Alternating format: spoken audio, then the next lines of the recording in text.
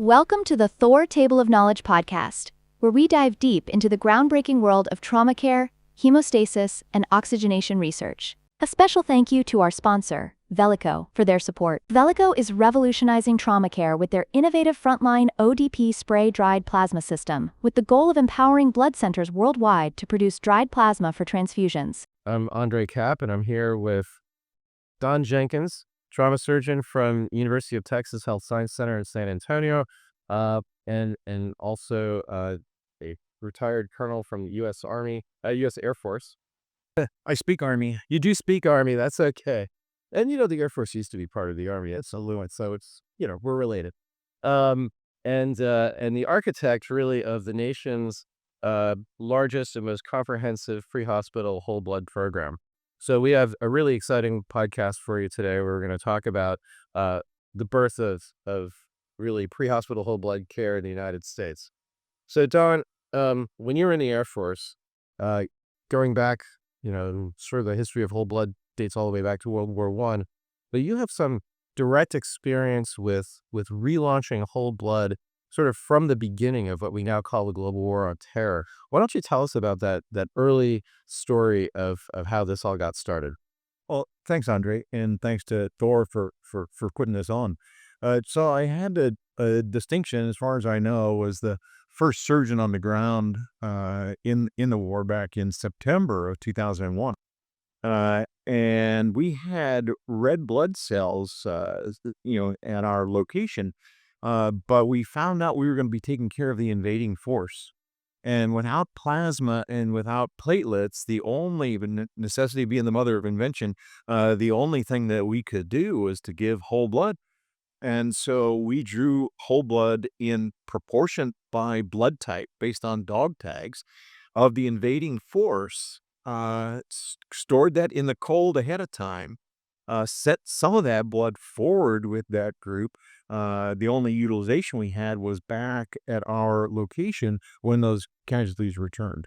Did that because I had the second U.S. edition of the NATO Emergency War Surgery Handbook in my pocket. It told me how to do it because I never had any training. Not because we never used, I wasn't trained to use whole blood. We didn't have whole blood available. Amazing. So that's how I get started on it. So 2001. All right. And then you had multiple deployments to Iraq and Afghanistan. Yeah, to both. Yeah. Yeah.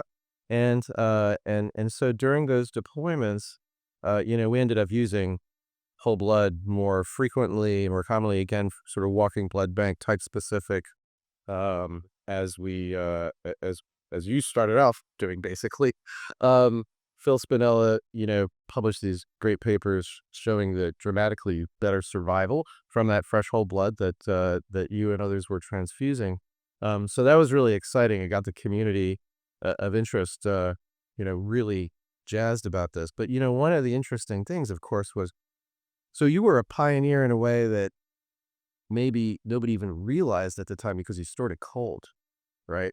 And nobody was doing that. In fact, doctrine, all through the Iraq conflict, at least, was, you can't store it because the platelets go away basically in the cold. They stop functioning, and it's just not really worthwhile to do this. So use it within 24 hours or throw it away. That was actually in the clinical practice guidelines, right? So we did a lot of work at the ISR to study cold platelets, both platelets collected as like apheresis units, but also in whole blood, and actually found that they were still functional. And that allowed us to, give us the justification for doing what you were doing all along in the first place, right? Which is putting them in the cold, which is great. And in 2016, Armed Services Blood Program relaunched your product, cold stored whole blood, downrange. But one thing that we did differently was we kind of resurrected the low titer O standard that had existed as early as World War II to use as a universal product, particularly in the pre-hospital setting. Tell me a little bit about how low titer O kind of came back into your own practice and how you brought it to San Antonio. What inspired that? And tell us the story. Yeah. So the low titer bit we learned from you and the guys at the ISR. I learned how to use fresh whole blood from Steve Hetz and the guys at the 31st Combat Sports Hospital. Phil was at one of the locations, and we were at another location. That's where we learned how to do this.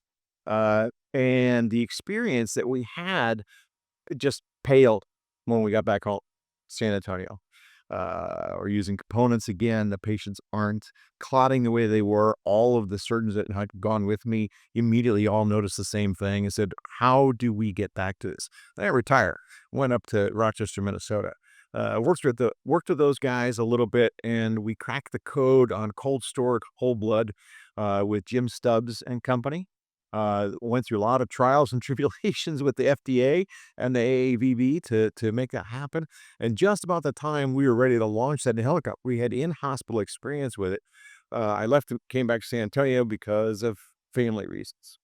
Got to San Antonio, started all over again, and met with Elizabeth Waltman at the THOR meeting in 2016 in Norway. And we talked about the Mayo program, and she said, hey, we want to do something like that in San Antonio. And I said, well, funny you should ask, because I'm in San Antonio again now. And so Elizabeth and I sat down, we went back and did some data hunting. And what we found out was when you arrive at the trauma center, need a massive transfusion, need your blood volume replaced, the death rate in those receiving an MTP was 76%. And if you need your blood volume replaced on arrival, it doesn't take a genius to maybe say that transfusion should have happened outside of the normal paradigm and give those patients transfusion when and where they need it. And that was our mantra going forward. So we launched that program in January 2018. South Texas Blood and Tissue has now collected over 31,000 units of whole blood. 98.5% of that has been transfused to human beings in South Texas and other places that South Texas Blood and Tissue supplies blood. But we have studied every aspect of that, from risk, complications, through cost. And at every turn, use the null hypothesis. Like, this can't be true. We can't be saving lives. It's got to cost more. There's got to be more complications. And the fact of the matter is, all of those things were proved incorrect. That it does save lives, that it does cost less. You do give less transfusion. It is just as safe as any other component that you would administer. And we didn't discriminate against kids or women as recipients. And that was really, really something that got people's attention. There were a lot of naysayers. In fact, I think that you might have responded to a manuscript in a certain journal about don't transfuse women on the battlefield with a, yes, of course we need to transfuse women on the battlefield, even if it does potentially expose them as an Rh negative recipient to an Rh positive blood product. Save the life and deal with the HDFN issues, of course, later. Right. Totally agree. Yeah. So necessity, again, but necessity being the mother of invention. That's why we got to where we are. The Heroes in Arms program that South Texas Blood and Tissue runs with UT has been extremely successful. They're very good at recruiting donors, retaining them, motivating them by, for example, sending a text message, hey, your blood went to a patient in Uvalde or what have you. They're very aggressive about getting you back in the chair. They've bled me down to actual anemia. I'm on a donation holiday till I get my hemoglobin restored. My eyes will help you. Yeah, exactly. A lot of protein there. And EDR, but it's a great program. I agree. So, in terms of outcomes, so you said, basically, I remember one of your THOR meetings. It's like, it's organic, non-GMO, tastes great, less filling. It's kind of, the really the perfect product that we need for these patients. You mentioned 76% mortality rate on arrival before the program started. When they hit the ED now, I mean, what are their outcomes from getting the blood pre-hospital? If you can sort of summarize, I know there's a lot of work in this area, but just give us a flavor of kind of. Sure. What we've seen is about a 50% reduction in that early mortality in those getting pre-hospital whole blood. We've seen a near elimination of massive transfusion. And what we have seen in that group is decreased transfusion, and it doesn't matter what the population is. Trauma patients, elderly, children, GI bleed. It repeats in every single population that when you initiate transfusion with whole blood, you use fewer blood products when it's all said and done. So less donor exposure to the recipients and less utilization of product overall. And so that's how we've been able to expand the program, is because we're the end user. And we do something a little different in San Antonio, which is that when that blood is drawn, we don't leak or reduce it. Got a 35-day shelf life, Just like in the military. just like in the military. And when that blood is procured, processed, and approved for transfusion, it goes to EMS for up to 2 weeks. Then it's returned to South Texas Blood and Tissue, and if cared for properly, gets recycled into our hospital. And now a handful of couple other hospitals within the San Antonio region, so that we've got a 3-week shelf life to use that use that blood. We've expanded the donor population potential by including these other patient populations to receive whole blood. In fact, our MTP protocol in the hospital is now exclusively whole blood. Doesn't matter where you are in the hospital, you call on MTP, you're getting whole. And is there any limit to how many units of whole blood you will get? Yes, there's a limit to how much whole blood you get, and that's what's on the shelf. Okay. So I can't give you what I don't have, but we have not artificially cut that. We used to. We used to have a cutoff 4, then it was 8, then it was 12. Now it's whatever's on the shelf, which is on a daily basis supposed to be 50. And is this all low titer, or do you ever switch to type specific? So all low titer up until we hit about 25 units. And then we start to talk about targeted transfusion based on thromboelastography for some of those patients.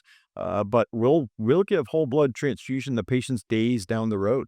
In fact, during COVID, when components were a very precious commodity and we had patients needing multiple transfusions of multiple components, the blood bank defaulted to giving those patients full blood instead to preserve Still low titer, or still low titer. okay, so you don't keep any type specific whole blood on the shelf. It's all low titer in the hospital. So no type specific. We do have, and dare I say, a tiny program for the tiny babies.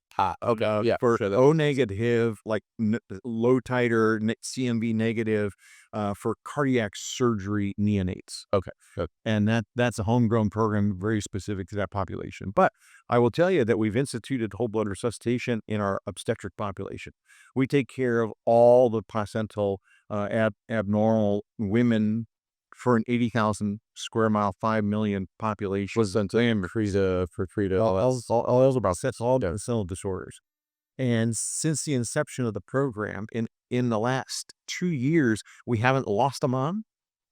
And what used to be a routine 3-day ICU stay with intubation for those moms, we rarely see a mom admitted to the intensive care unit these days, because of the change in how we approach them and giving them this hemostatic resuscitation with whole blood up front. It's been a game changer for the moms. Have you observed any challenges with older whole blood? Because you mentioned that it cycles out to the pre-hospital setting and it comes back in. Any concerns about that whole blood as it kind of reaches its end of shelf life, platelet function, potassium leak, what have you? Any issues there? Yeah, I will tell you that we've had a couple of patients who, during a massive transfusion, and we're talking over 50 units of a combination of whole blood and components, who died, and as a part of the process of dying, developed hyperkalemia. When you can give somebody 10 units of whole blood in 10 minutes, and it doesn't matter, in my opinion, if it's a whole blood unit or a red blood cell unit. The older that blood is, the higher the potassium, the higher the acid load that you're going to get. you do have to keep an eye on hyperkalemia in those patients. In all of those cases, we've determined that it was the end of the life of the patient. The mitochondria gave up, not an issue per se with hyperkalemia causing any mortality in that grouping. But the longer you keep whole blood around, red cells around, the more likely you are to see insults like that. But your in-hospital outcomes are with this whole blood that's kind of in the last at least 3/5 of its storage. So all those benefits that you're talking about, decreased transfusion, donor exposure, reduced ICU stay, mortality, etc., that's all with whole blood that's basically in that post 14-day storage window anyway. Absolutely. So when we started the program, the average shelf life age of our whole blood was sitting right at about 33 days. Today, it's 22 days and probably going down because of the utilization. And we've done the math on our system, right? So on any given day, we want to have about 80 units on the shelf at South Texas Blood and Tissue. There's another 65 out in the field in helicopters and ambulances, and we've got 50 on our shelf, right around 175, 180 units. That takes one donor for every 20,000 population every day. So in South Texas Blood and Tissue, we shoot for 25 donors a day. That's what feeds our program. That's what keeps that PAR level on the shelf on an everyday basis. We're always constantly monitoring that. They upregulate donors when need be and scale back on donors when the PAR level is getting up there upwards of 100 units. I personally haven't noticed any of the scale back. But anyway, they just keep calling. Oh, that's great. Well, Don, thank you for that fantastic overview of really a pioneering program that is changing medicine around the world. I just can't say enough great things about what you've done. You and Elizabeth and Audra and all the other folks at South Texas Blood Tissue, just fantastic. Well, thanks for the opportunity to talk about this, Andre. Great. And to THOR. Well, thank you very much for joining us on this podcast. Cheers to Don and this program, and we'll catch you next time. That's a wrap for this episode of the THOR Table of Knowledge podcast. A big thank you to our sponsor, Velico, for supporting the advancement of trauma care. Their frontline ODP spray-dried plasma system is paving the way for blood centers globally to produce potentially life-saving plasma for transfusions. Check out our website, www.thornetwork.com, for more podcasts, and join us next time as we continue to explore the cutting-edge science of trauma, hemostasis, and oxygenation. Until then, stay safe and stay informed.